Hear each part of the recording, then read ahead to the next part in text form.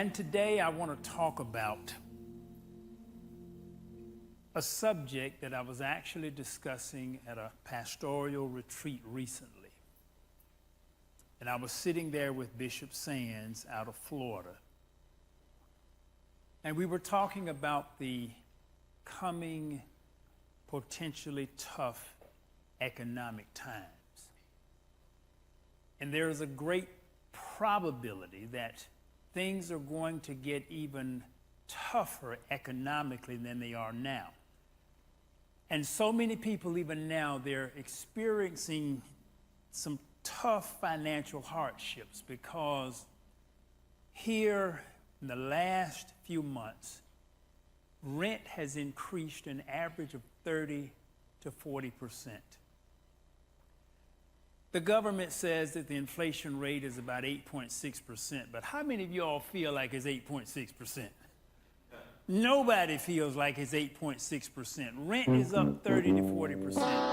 Gas prices have doubled over the last year. The interest rate from home mortgages is double what it was a year ago. You go into the grocery store to buy food and it is skyrocketed. So I don't know where they're getting 8.6% from, but I don't know anyone who feels 8.6%. And as we were sitting there talking, and I was telling Bishop Sands, I said, really what is happening, those at the very top, the 1/10 of 1%, the rich are getting richer, and the poor are getting poorer. And I was saying this is the actual biblical verse that Jesus talks about. To them who hath it shall be added unto. And when I said that the rich are getting richer, God spoke into my spirit, that will be your next subject.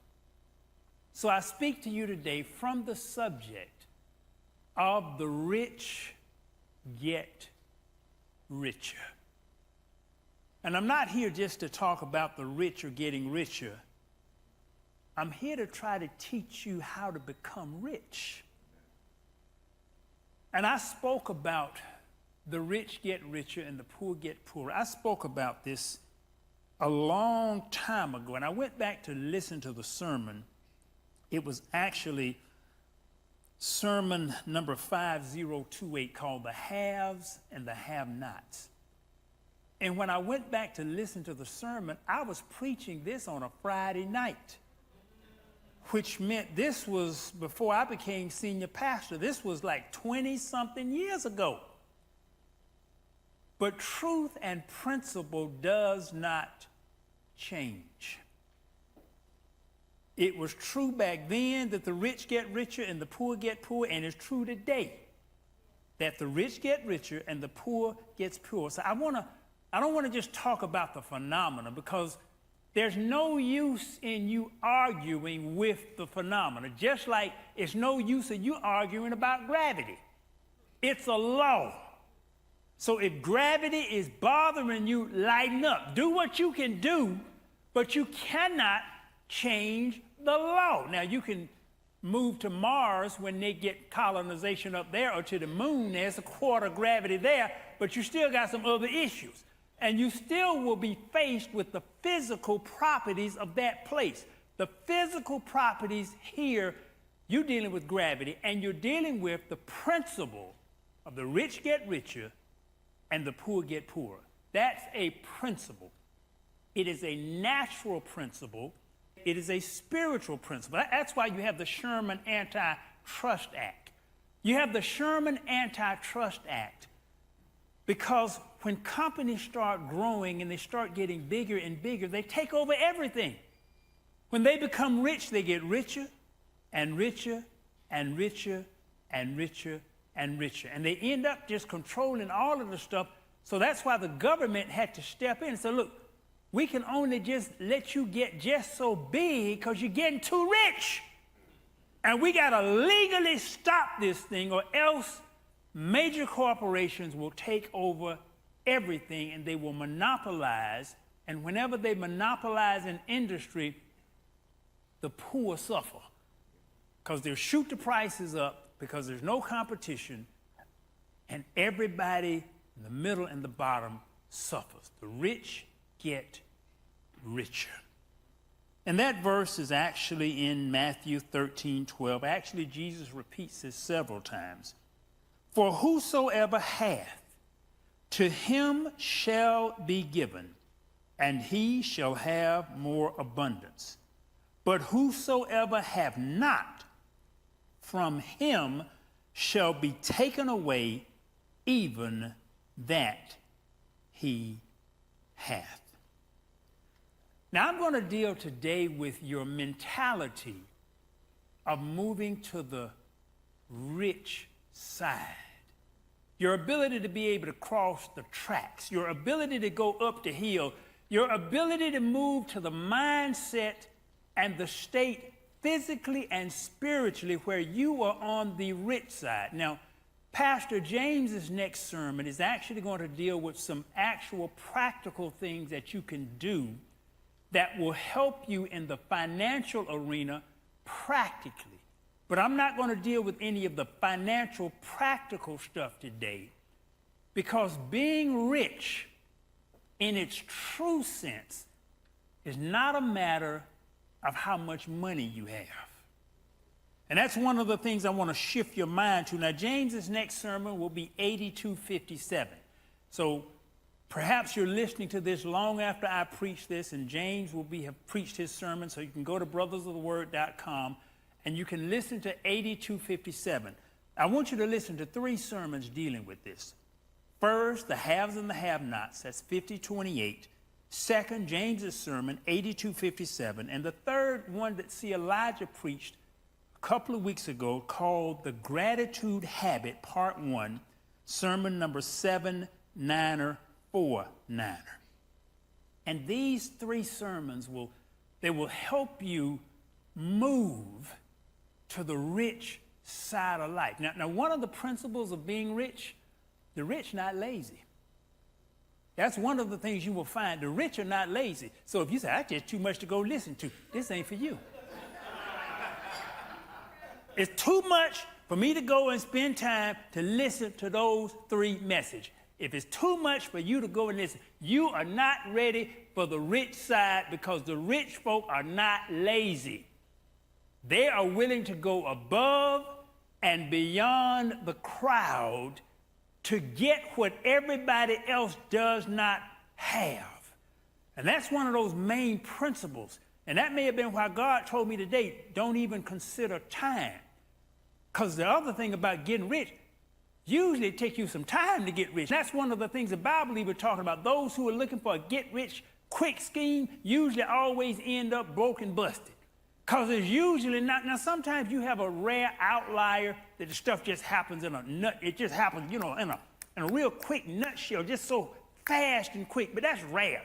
In every case that I know where it looks on the outside like it was an overnight success, when you study it, it wasn't overnight. It's 20 or 30 years worth of preparation.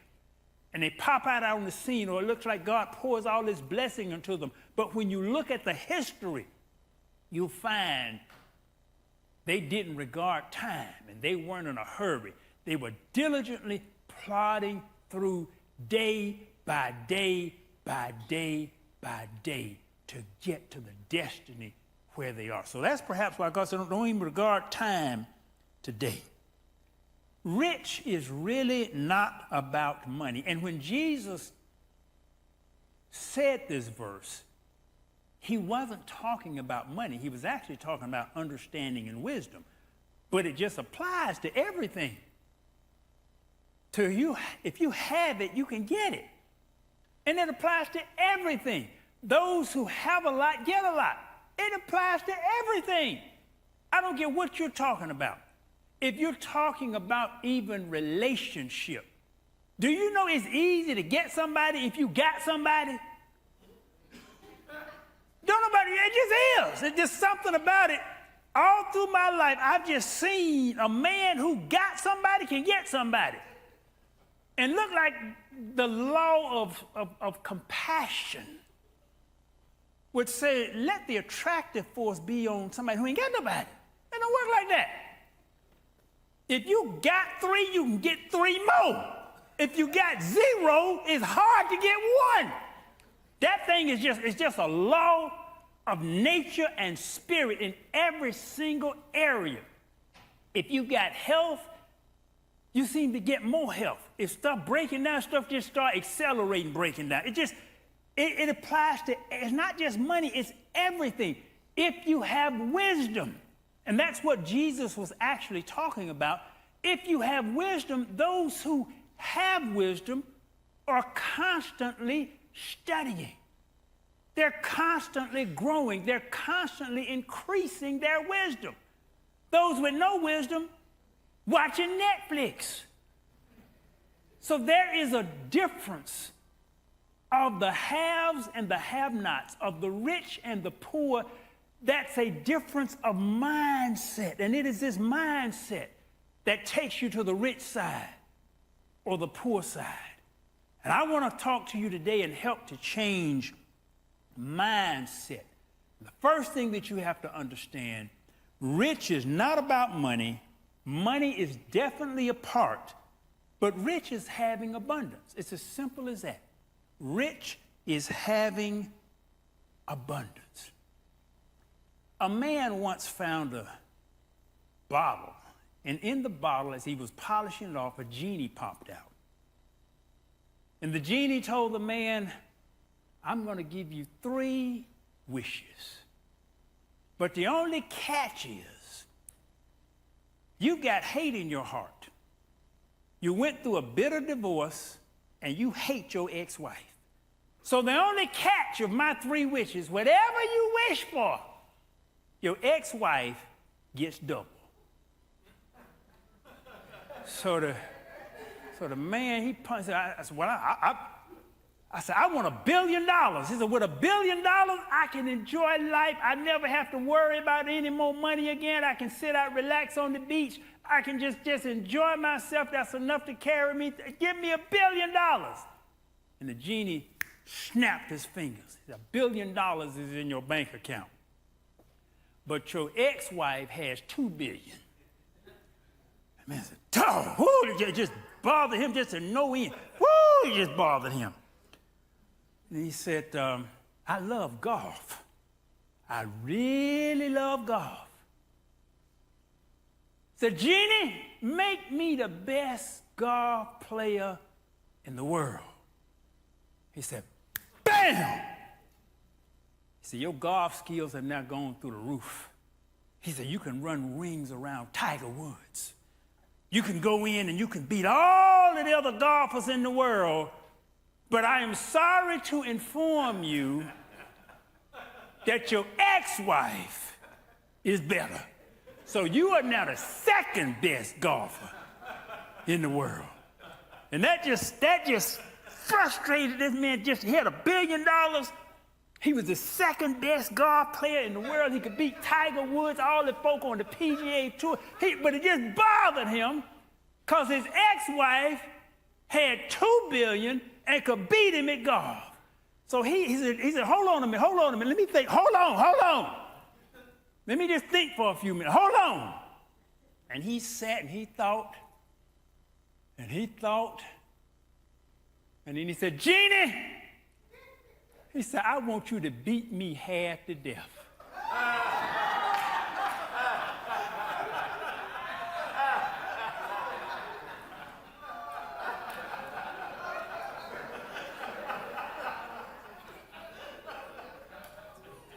With all of this,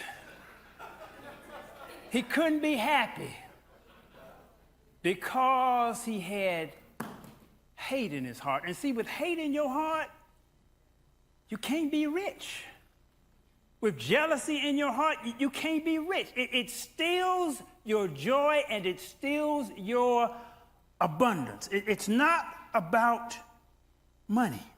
And that's what people get so confused about. I remember we were having our Men of Vision meeting once, and one of the men said, I want $1 billion. And I think I'm going to get $1 billion. I want $1 billion. I said, well, why you want $1 billion? And I want $1 billion. I said, well, what you going to do if you get $1 billion? So first of all, I'm going to tithe.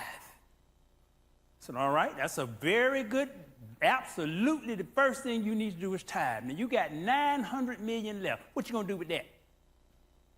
He said, I give everybody in here $1 million. All right? You got $850 million left. What you going to do with that? And it's,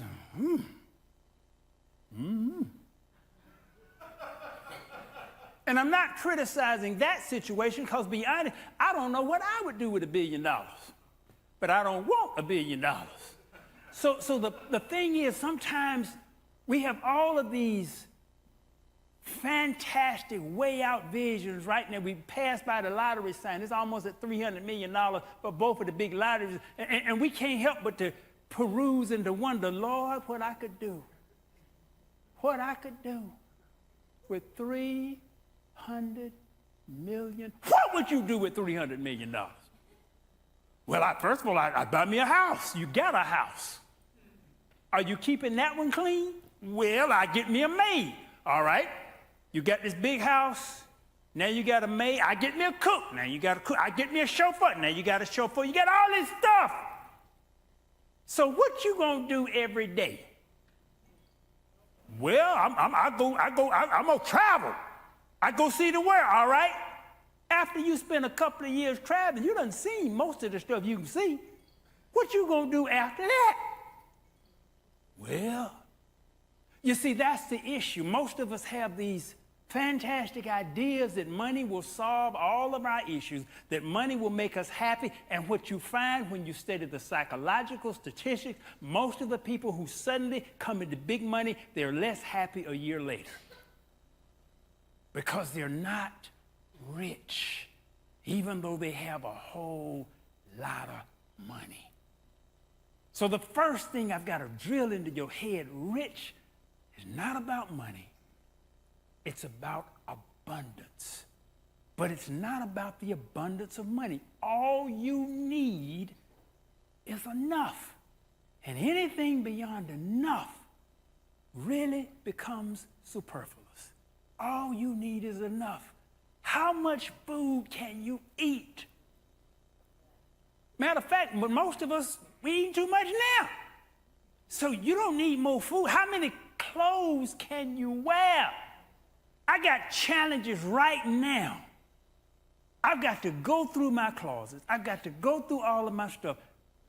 80% of the clothes that I own, I don't wear. I got all these shoes, stuff, brand new, still in boxes.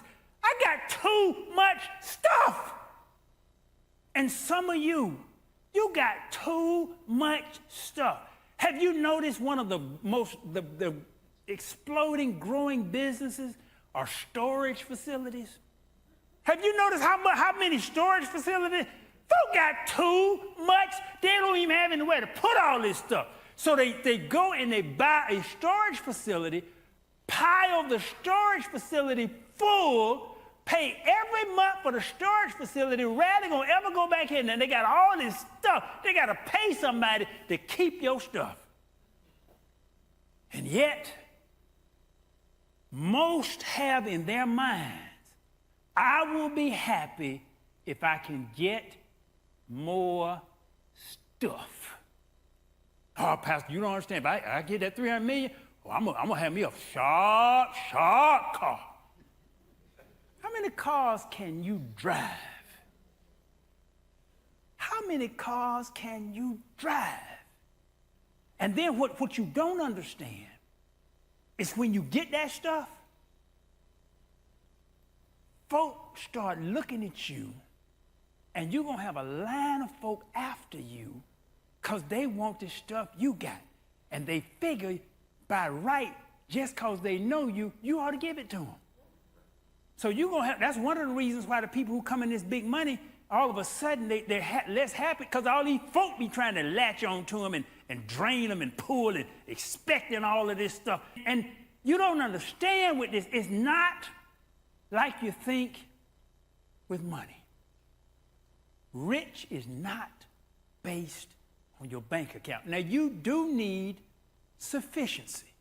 And that's what Pastor James's message is going to deal with, of how do you get sufficient. There's a ways to get financially solid and stable, because lack of money can mess you up. And lack of money can take your peace. Lack of money can take your joy. Lack of money can mess you up. But after you have sufficiency, and your mentality even determines your sufficiency requirements. God is really working with me on, he's really working with me on cutting down on just stuff. Well, Pastor, you just bought this brand new expensive car. Really, to be honest, that wasn't my choice, to be honest about it. It really, really wasn't. But you all know I also had the smallest car in the world for years. And I was just as happy in that car as I could be. The car don't make me. And it don't make me happy nor sad no matter what I'm driving. And I can drive anywhere. And any of y'all have traveled, you know, I can drive anywhere. I'm just as comfortable wherever I am, because it's not about my external surroundings. That thing is about an internal peace. I'm rich on the inside. And when you become rich on the inside, no matter what happens to you, you're able to see God's hand, and you're able to see him moving, and you're able to appreciate stuff. That's why I want you to go back and listen to see Elijah's message on the gratitude habit, part 1. And see, Elijah gave a couple of examples of just how he went through some stuff that just would have had other folk all upset, and he was able to see. He said, always pull 5 things that you are thankful for. And I had a situation. I just came back this morning from out of town, and I had a situation while I was out of town that could have really messed me up. I had something hit my car again. This brand new car I got. That's why God said, you can't put no price on it, because this stuff is temporal. This stuff will tear up and stuff and mess with it. I'm driving one night, I'm talking to Pastor James on the phone, and I said, man, I hear something, flapping on my tire. Then the light came on the dash. Severe tire underinflation, pull over immediately. So I get to the spot where I can pull over, the tire just flat as it can be. I said, something done flattened this tire again, and then something has hit my car. There's this black spot. What in the world going on with this car? Now, you all have to understand, the first is so much stuff behind it. It even involves this church. I've written it all up. It's at coachb.me/PT. PT stands for Prayer Tower. So coachb.me/PT, and you'll be able to read the whole story. But anyway, I'm here looking at this thing, and then it's 10 o'clock at night. And I said, well, good thing about it is it didn't run me off the road. Good thing about it is I got an air pump. Good thing about it is I ain't hurt. Good thing about it is if I have to get the tire fixed, I can pay for it. Good thing about it is. So I went about all these good things about it. And I was able to pump the car, the tire held till I got back to where I was staying. And Pastor James said, I'll stay on the phone with you till you guys. You don't need to stay on the phone with me. I'm fine. I'm going to make it back just as fine. And if I don't make it back, ain't nothing you can do about it anyhow. So the next day, I take the car up to get the tire repaired. They take the tire off. They called me back in the back. Oh, well, that don't sound too hot.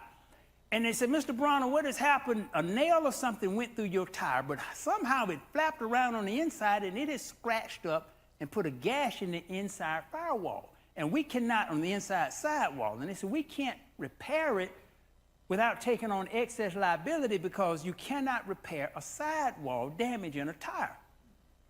I said, well, you got one? They said, no, we don't have a tire for this car. We got to order this. But we're the biggest tire dealer in town, and all the other tire places come to us for special tire. So we can have it for you tomorrow. Tire was almost $500. But when he said it's going to be $500, I said, well, I got the $500. I'm in good shape. They can fix it. I'm looking at the bright side of things. This is a blessing. The fella asked me, well, what's your phone number? We'll give you a call. I gave him my phone number. My phone number has a 9 in it. So when I told him the 9, I didn't say 9, I said Niner. And he said, are you military or a pilot? I said, I'm a pilot. He said, I am too. And he went to we got to talking about flying and all of this stuff. And then he went to telling me about we exchanged our near-death experiences, because both of us had them. I said, that's why I stopped flying. I stopped flying when my second son was born, and I had a couple of these near-death experiences in that plane. And I said, Lord, this is just too dangerous. And I'm not scared, but I ain't stupid. I said, this thing is too dangerous. My insurance went up fourfold. I said, this plane is just too dangerous. And I got now 2 sons. I'm not going to take this risk. So I stopped flying. He went on, he did his advanced training in life. He was telling me about one of his situations where he was coming in, landing, and he had this big old 33-mile-an-hour tailwind. And how it really messed him up and caused him to overshoot the runway and almost crash. And I didn't think about that thing until this morning. On my way back, the economic times have really hit our companies pretty heavy. And for the last couple of months, my company has been down in sales just tremendously. But God spoke to me. He said, for 3 months, you're going to be down, but you're on the runway. And after those 3 months, you'll take off. And I thought about it. I said, the man had a huge tailwind. If you know about flying, tailwinds are not good trying to take off or land. You have to always take off and land into the wind. You never want the wind behind you. You want the wind coming at you. And there's an aerodynamic reason for that.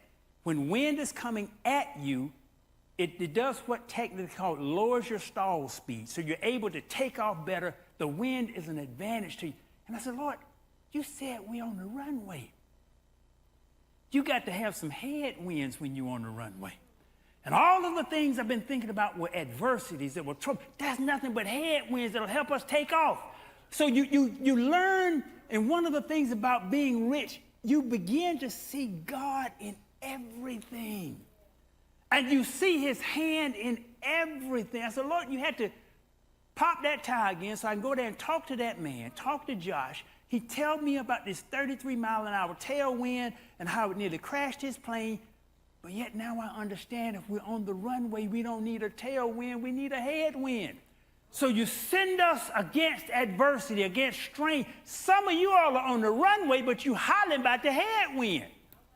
And you need the headwind to take off. You cannot take off with a tailwind, because with a tailwind, you're liable to crash. It takes too much runway length. And when I saw that this morning, I said, Lord, thank you. Thank you. Rich is a state of mind. Yes. And the richest man in the world right now goes through bouts of depression. He goes through times where he can't sleep. All of his relationships have broken up. He's dealing with a whole lot of enemies and a lot of controversy and just a lot of stuff. And yet I admire him tremendously. He's one of the most brilliant businessmen. His direction in which you want to take the world in terms of environmental and just the honesty behind it is just super. But he's just going through a whole lot of stuff. He got lawsuits against him right now for $258 billion. He got to deal with all these folks trying to get his money. So I admire him, but I wouldn't want to be him. And he's the richest man in the world. And when you can look at all of the top 4 richest men in the world, none of them have stable relationships. Elon Musk is the richest man in the world. He's gone through all of his divorces, and the one he went at, Jeff Bezos, second richest man in the world. He just busted up with his wife. Bill Gates, the 3rd richest man in the world. They've been out, and I thought Bill was going to make it. Bill ain't made it. I said, if anybody going to make it, Bill ain't make it. So one thing about it, they didn't break up because they lacked money. They didn't break up because the house was too small and cramped. They didn't break up because they didn't have but one car that they had to share. They didn't break up because of the price of gas. They didn't break up because the price of food was too high. They didn't break up because of money. They had more money than they knew what to do with. Money only solves money problems, and sometimes it can even create some more problems. So here you have to understand when you look at those with extreme amount of wealth, and there's no telling what's going on in their personal world and the struggles that they deal with. Like all of us have to deal with struggles. If you have sufficiency, you are rich. That's why Paul said, having ye food and raiment. That's why Jesus, when he sent the disciples out, he said, look, don't take a wallet with you. Don't you take an extra coat. Don't take an extra pair of shoes. You go with what you got on your back. And it took me a while to understand that. But yet, when they came back, Jesus asked them, have ye lacked anything? And they said, Lord, no. And we've got so much stuff, we're making the storage business richer. Because we got so much stuff, we have nowhere to put it. We have nowhere to put it. How many of you all have closets that just have 20% extra space? Just 20%. Raise your hand. You got closet space right now. You just got 20% of your closet got extra, get empty, where you can go buy 10 suits or 10 dresses right now, and they're going to fit easily into your closet. Raise your hand.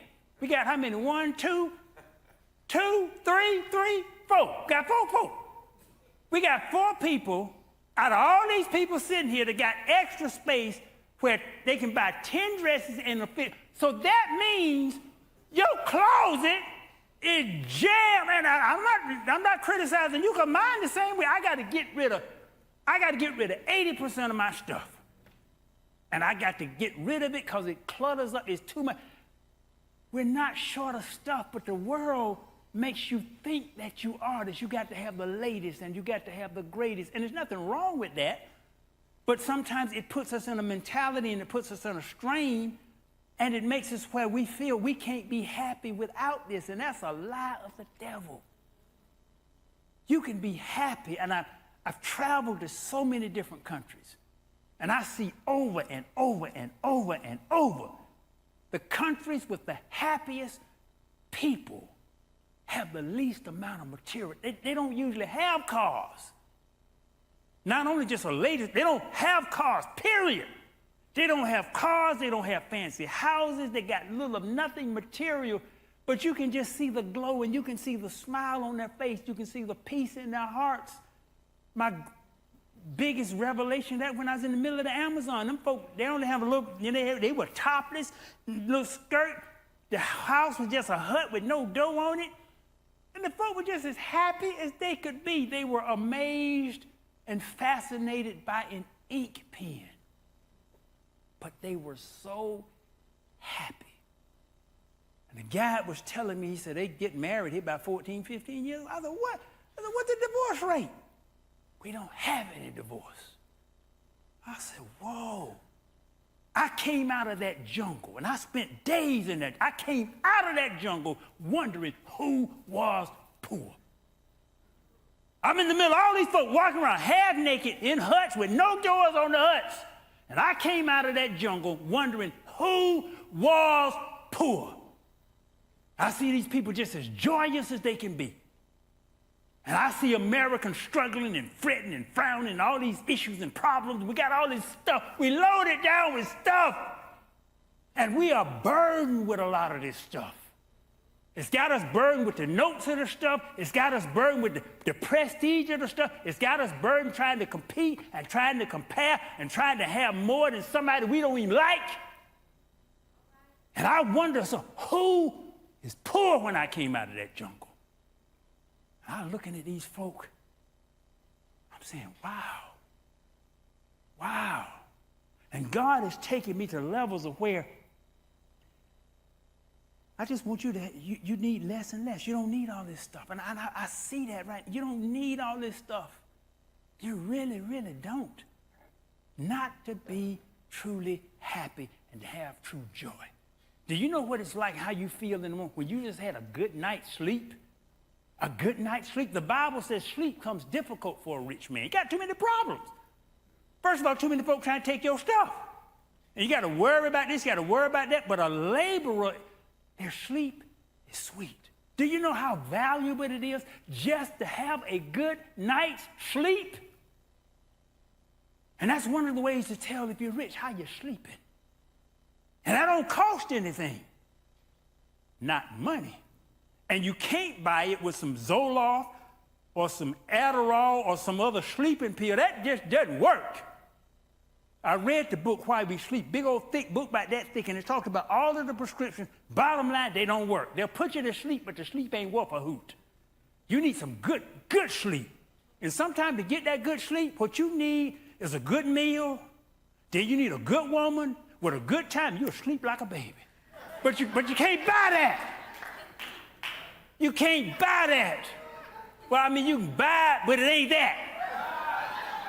You can buy it, but it ain't no good. It doesn't have that power of the connection, and these are the kinds of things money cannot buy. But it's the kind of things that folk in those huts had. And they had a good night's sleep. And when they woke up, they were at peace. The rich get richer. That thing is a matter of spirit. And Jesus said, he said, basically, it's a matter of understanding, and those who have not understanding, they don't even know what you're talking about. They're still stuck on, if I can just get that 300 million, I would be happy. No, you will not. You're not happy with $30, you ain't gonna be happy with 300 million. It's just as simple as that. And there's one verse in the Bible that no one's ever preached on this verse, except perhaps me. I've never heard anybody ever talk about this verse. We talk about Jacob and Esau and how Jacob got Esau's birthright, and Jacob was coming back to his brother Esau, and how Esau sought to kill Jacob. But this verse is perhaps one of the most profound verses of the entire Old Testament, and it is one of the most profound and key verses to being rich. And it's in Genesis 33:9. But Esau said, and this, let me paint a picture of this. Jacob was coming back. And because he was afraid that his brother Esau may kill him because he had kind of deceived him out of his birthright, he had sent all of this stuff ahead to appease Esau. He had sent all of these cattle, all of these sheep, all of these horses, and that was the money in their day. It was the beast of the field and of the farm and the land. Jacob had sent all of this stuff, just waves and waves and waves of stuff to his brother to appease his brother, hoping that his brother wouldn't kill him.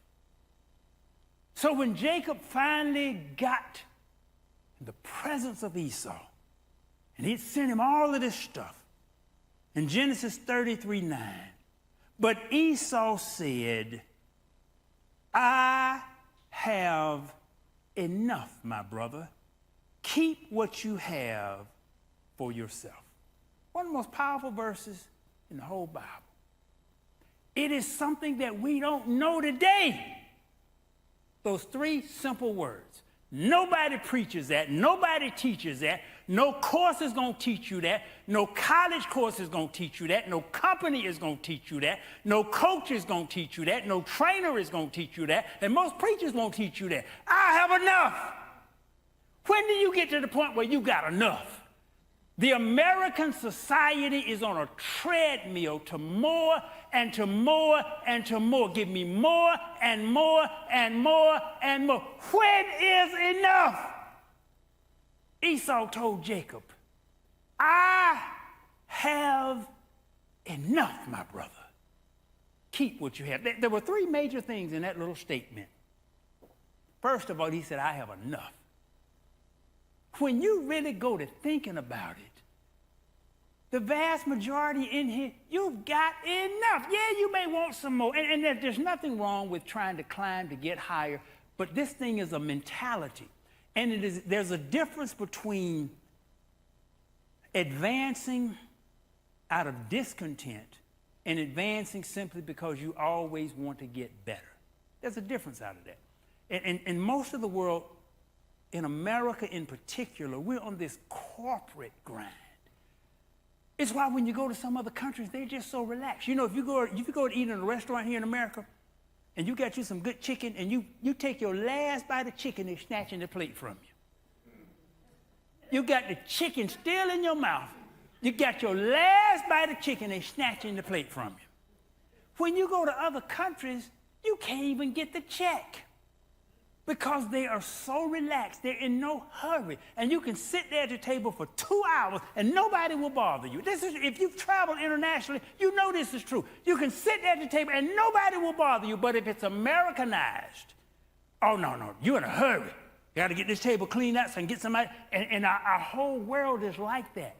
But when you go to all of the countries that have the highest happiness index, the lowest amount of drug abuse, the lowest amount of divorce, the lowest amount of domestic abuse, the lowest amount of suicide, all those countries, they in no big hurry about stuff. Man, that's why God said, don't worry about the time.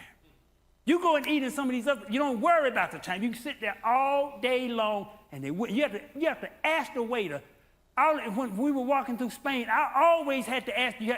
I couldn't speak Spanish. So what you do is hold up your hand and do like this to let you know, bring me the check so I can pay and get out of here. But they won't bring it because they're in no hurry. They shut down, and you can't get anything to eat from 12 to 2, and sometimes it's be from 12 to, you can't get anything to eat because they shut down. They shut everything down, just go take them a siesta. They do. They go home, they spend time with their family, then they come back to the business. Americans have this misconception that it's a good thing to work 80 hours a week. And we're working round the clock, we're working 2 shifts, 2 or 3 jobs, all for this stuff that we really don't need. And when you get your mind geared to what is truly rich, changes how you behave, and it changes what you get, and it just changes your whole spirit. And you learn to go through life full of joy. Because what good does it do you? What good does it do you to have $300 billion and you can't sleep and you depressed?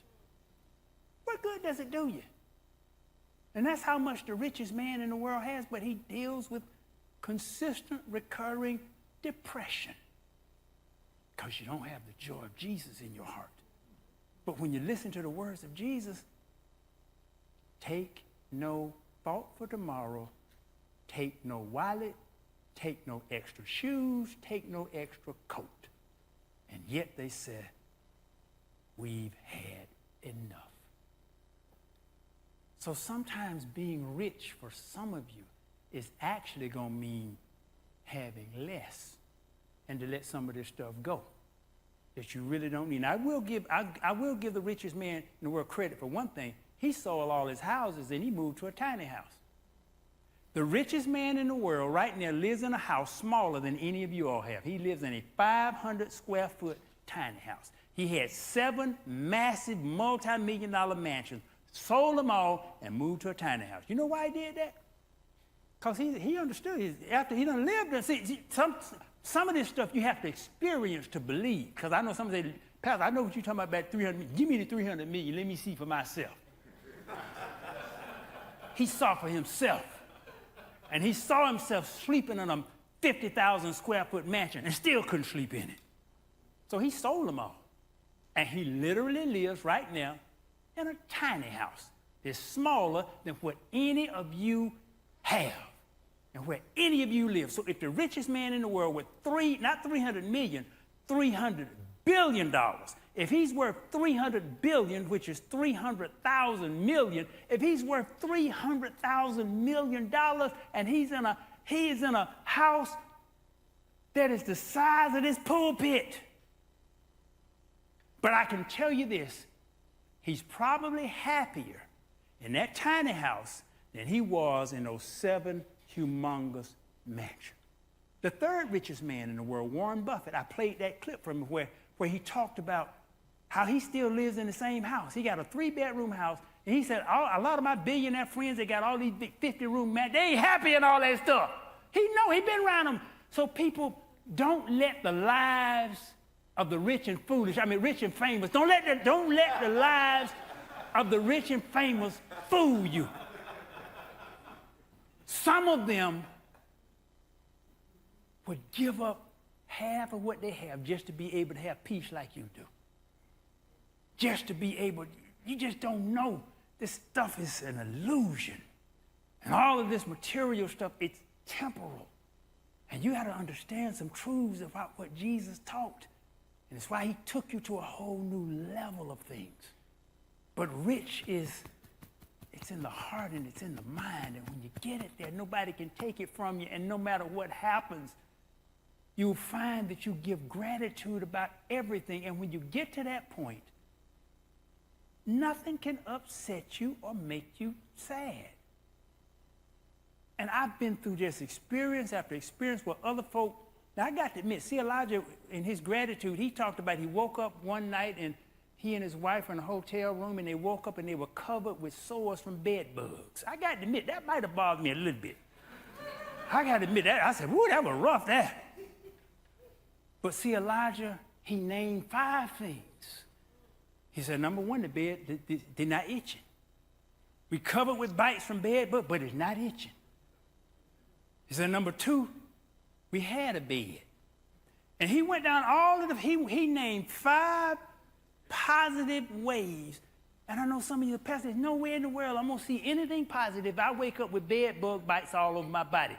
You will if you're rich. That's why the rich is a small percentage of any of those areas. You will if you're rich. Because if you are rich, nobody can steal your joy. No bug can steal your joy. God gave you dominion over all of the bugs, and that dominion begins in your mind. So you wake up and you cover with bed bugs. I'm thankful that they're not itching. I'm thankful that I got a bed. I'm thankful we ain't got to stay in this bed tonight. So you give thanks, because some people got beds full of bed bugs and they don't have anywhere to go. They're stuck in it. So these are the things you give thanks for no matter what your situation. So even with all of my stuff, when I have something that appears to me to go wrong, which now I see God orchestrating more and more and more, and sometimes God will send you through a painful lesson to learn a very valuable point. And I said, look, why couldn't you just tell me? Why you got to send me through this stuff? Because you learn better that way.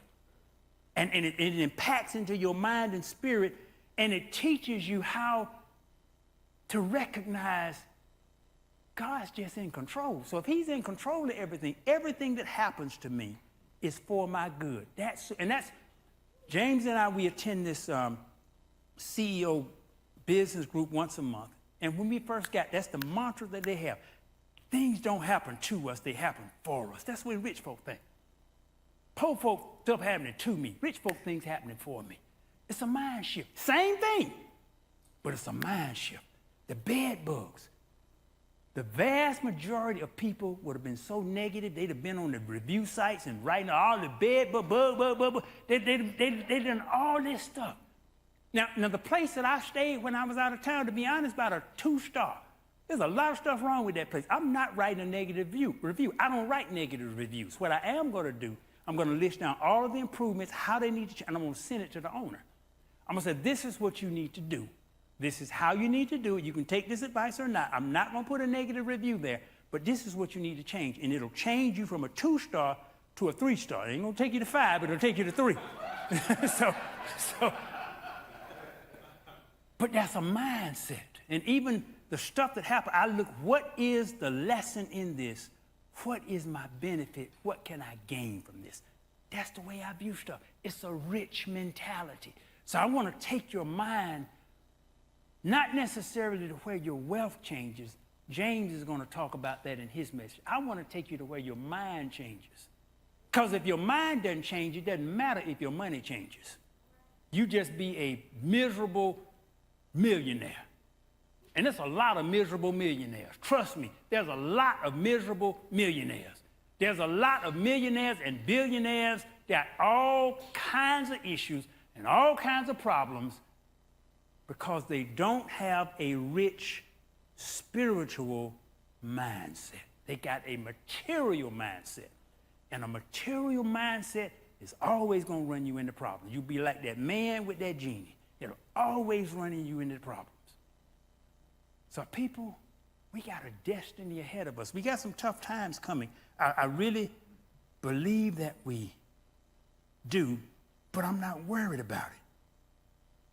And I want to just read what Esau and Jacob said to each other. See, now Esau says, I have enough. Second thing he said was, my brother. He forgave him. Jacob had stolen his birthright. He forgave him. I have enough, my brother. Most people say, I got a whole lot, you dirty, low-down scoundrel. You thief.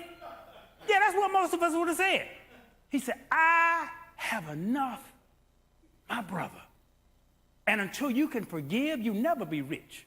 Because it's always going to be, see, if that man with the genie, if he had forgiven his wife, whole different thing, he ended up being beat half to death. If he had forgiven, and he still wasn't going to be happy. You cannot have joy. You cannot have healing, and that's physical and emotional. You cannot have healing with unforgiveness in your heart. It just ain't going to happen. God ain't going to do it. And Jesus told you that in the Lord's Prayer. Forgive others as you forgive. He'll forgive you as you forgive others. Simple as that. So you can't even get your divine healing with unforgiveness in your heart. I have enough, my brother.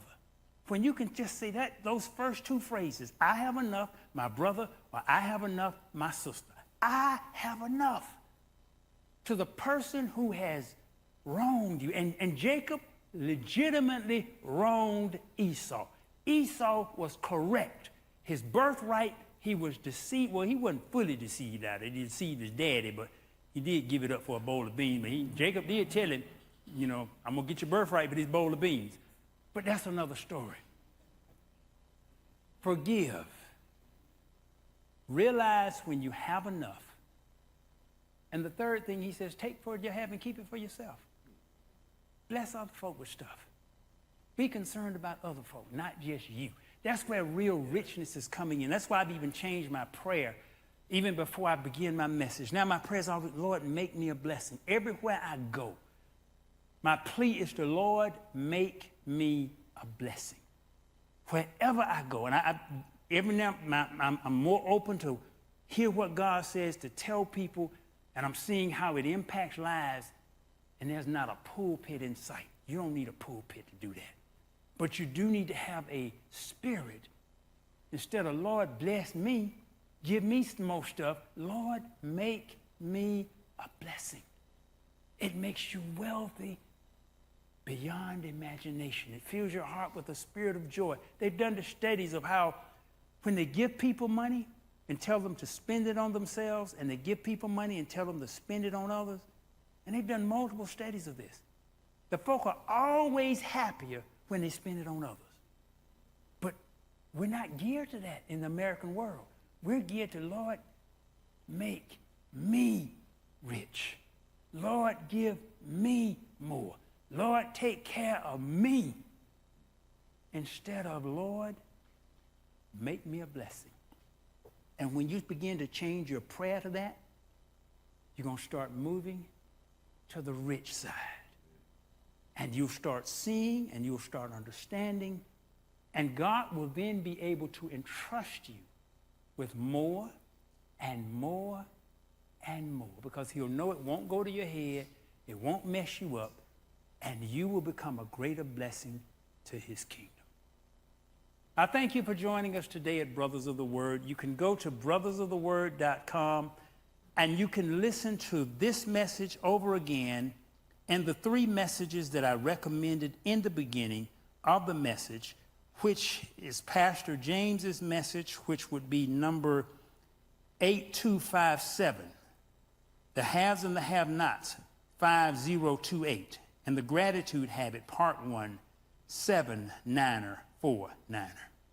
Thank you for joining us today at Brothers of the Word, because, brother, you need the Word.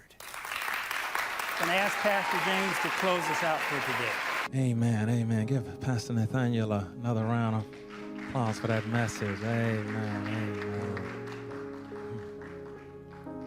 We're just thanking for his wisdom and his just divine insight to help us have a rich mentality. And this is Father's Day, and even my children, they give me some of the greatest joy.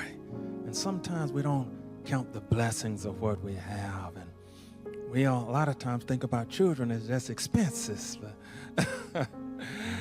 but we don't think about all of the joy that they bring us. So we just thank God that they're worth so much to us, that a lot of those billionaires, they're by themselves. And I remember even Steve Jobs, who created the iPhone and all that, he wasn't in good relationship with his children. So he had all those billions, but he was really by himself, and he didn't have good romantic nor children relationships. Didn't have good relationship with a lot of his employees. So he had all that money. So we just want to be appreciative and to have gratitude for the things that we have. Amen. And we thank C. Elijah for that gratitude message. And I don't know if I would have looked at those bed bugs like that myself. that took a rich mentality to look at her. I remember another one of his gratitude points. He's with the bed bugs. He said, "I can't see them." I said, "I don't know if that was a benefit or not to me."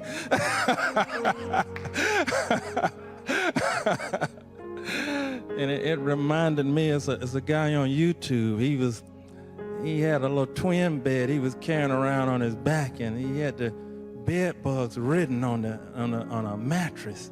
And he would just go up to people in the park and ask them. He'd be like, "Can you tell me how to get rid of these bed bugs?" He would just let the bed just hit up against them. They'd like, "Man, get out of here with this."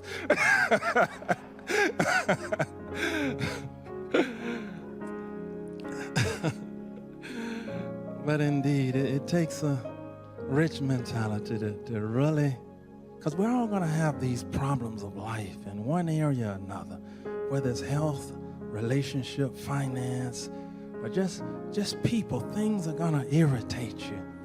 And it takes this mentality to deal with them. And I travel with Pastor, and as he said, everywhere we go, he looks for the positive.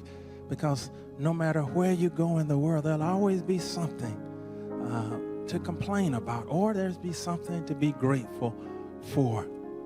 And even I took my wife, you all saw the video last Sunday about, it's one of the most beautiful places on earth, vacation spots. And even in the midst of that paradise, they had a lot of seaweed there that people were complaining about. And the fella said, "We've got 5-star service here."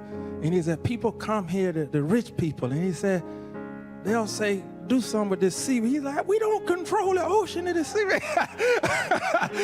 He said, "We'll get some other rich people here. They'll say, it's supposed to be sunny. Look at these clouds." He tell them, "Well, I'll get God on the line as soon as you leave." And they say that people nitpick the smallest things that we have. We serve the best food, the best service, the best. They will complain about things that we have absolutely no control over. So we saw the demonstration of you having to have the right mindset, even in one of the most perfect places on the earth.